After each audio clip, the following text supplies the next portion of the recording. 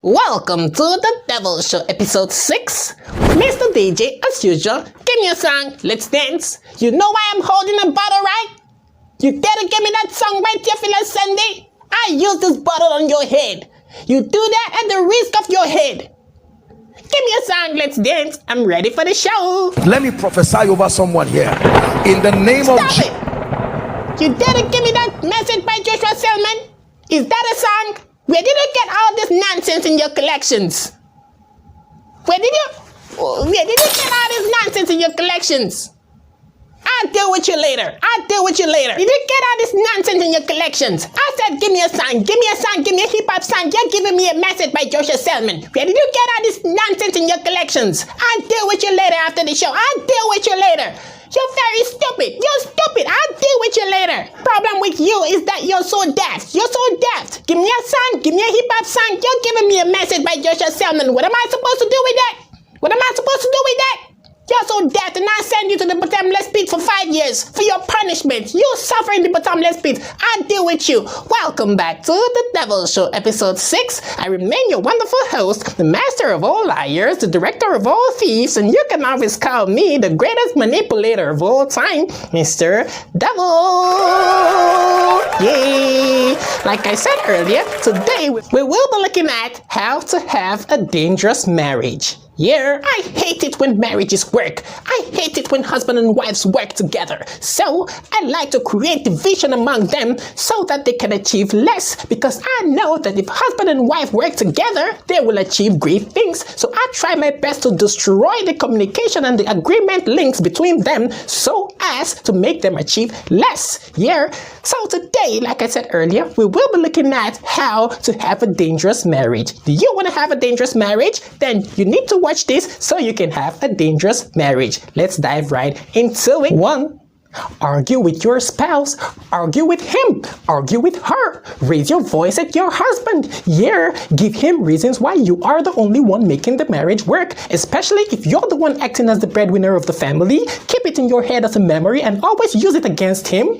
Always use it against him each time there is a crisis or commotion in the family. Keep saying it. Give him instances where you have provided for the family and you're the one that made the marriage work. Give him reasons and instances where you are the one making the marriage work. Raise your voice at him. Give him points. Give him reasons. Look for those reasons. Look for when you made the marriage work and tell him. When he is talking, talk back at him. Give him reasons. Do not keep quiet. You are right. And do not forgive when there is a misunderstanding. Do not let it go. Keep talking. Keep shouting at him when he talks, especially when he's frustrated. When he talks, you talk back. When he talks, you talk back. And believe me, woman, believe me, lady, a slap is coming on your face soon. And you have a very dangerous marriage. Yeah. Be rigid with your spouse. Do not be flexible. Yeah, when you have an opinion concerning family matters, make it unchangeable. Stand by it. When you make a decision, do not change it. No matter what your spouse is saying, do not change your opinion. Stand by it. Be very rigid. Make your decisions unchangeable. By so doing, you have a very dangerous marriage. You have a very, very dangerous marriage. Yeah, always in your marriage, your words should be yeah and amen. Be strict with your decisions and never ever shift ground no matter what, even if you're wrong. Yeah, your opinion should always be the best, and you should not ever listen to your partner. Yeah, by so doing, you have a very dangerous marriage. You kill your spouse by doing that. Yeah, I love that so much. Yeah, I love being rigid so much, because when you're so rigid with your spouse and you're not flexible, your spouse will begin to run away from you, and whenever he has a decision or whenever he has an issue, he or she will not like to bring it to you anymore, because he knows that you will not listen to his own opinions, and gradually he begins to go ahead and do his things without even listening to you or bringing the matter to you. So yes, that is another way to have a dangerous marriage. Yeah, be rigid with your spouse. 3. I love this one so much. Yeah, I love this one so much. Yeah, always rubbish and discourage any opinion or decision coming from your partner. Yeah, always be quick to find fault in any idea coming from your partner. Yeah, always find loopholes in the decisions of your partner. Yeah, always be sensitive to faults. Always find faults. Always find the faults and areas where you think your partner is wrong in whatever he is saying. Always find or search for the faults in his own decisions so you will work with your own. Yeah, be sensitive to the errors in your partner's decision. And whenever your partner brings a decision, always look out for the loopholes in it and always tell him that this is why his decision cannot work. Be quick to tell him or her. Yeah, and that way you discourage your partner from bringing his plans to you, and he gradually run away from you. Yeah.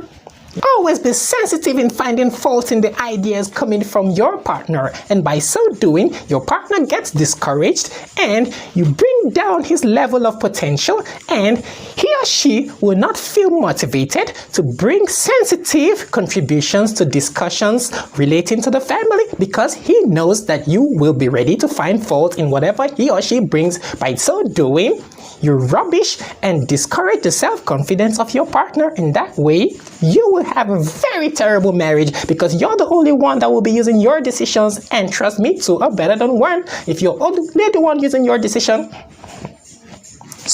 sorry. 4. Always win the arguments. Whenever there is argument in the family, make sure you're the one that wins all the time. Yeah, your partner is going to belittle you and make you look like a fool if you lose the arguments. Yeah, so always stand on your ground and always make sure you're the one that wins the argument at the end of the day. Yeah, always win the arguments. Yes, that is a very, very effective way to have a terrible marriage. Yeah, and 5. I love this one so much. Yeah, y'all know that marriage is teamwork. Yeah, you married so that you both can share ideas, right? In whatever you're doing about life, you both can share ideas and achieve greater results. So I, the devil, tries my best to cause division and distraction among the both parties. And when there is division, everyone would like to go solo. So if you want to have a terrible marriage, go solo. Do things without involving your partner. Yeah, make your decisions. Go ahead with your plans without involving your partner, and trust me, you will fail. It will be a catastrophe at the end of the day, because you need your partner's suggestions, you need your partner's ideas. If you do not involve your partner, you make a great mistake. There are things your partner can see that you will not be able to see. So I love that so much. I love that point so much, because if you do not involve your partner, if you go solo, gradually the home is divided, and there will be terrible consequences at the end of the day. So with this, we come to the end of the show. I remain your wonderful host, the master of all liars, the director of all scammers, and you can always call me the greatest manipulator of all time, Mr. Devil.